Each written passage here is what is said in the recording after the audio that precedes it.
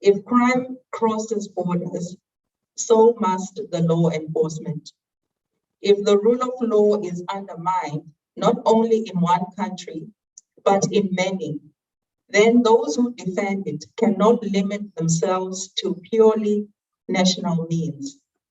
If the enemies of progress and human rights seek to exploit the openness and opportunities of globalization for their purposes, then we must exploit these very same factors to defend human rights and defeat the forces of crime, corruption, and trafficking in human beings. In support of these words, I note that criminals have long disregarded boundaries that demarcate countries in their well-organized schemes, thus rendering the means placed by countries and individual states to fight against crime inefficient. ARINSA stands as the outstanding network and interagency center for the Kingdom of Eswatini's international asset recovery process. May I emphasize that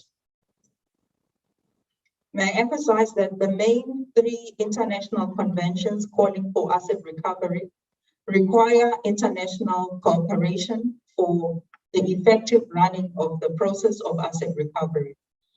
In a case in point is Article 13 of UNTOC, which encourages state countries to consider including bilateral or multilateral treaties, agreements, or arrangements to enhance the effectiveness of the international cooperation undertaken pursuant to this article.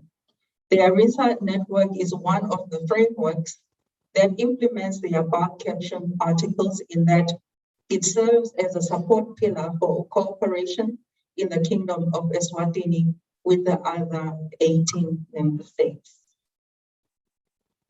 Since the country joined ARINSA network, I cannot overemphasize the immeasurable benefits from technical support and prompt facilities provided through the network in our efforts to combat the scourge of transnational crimes. On that note, it is the Kingdom's commitment to always support the initiatives and strategic objectives of ARINSA, because without it, the efforts to combat transnational and organized crimes within the region would be in vain.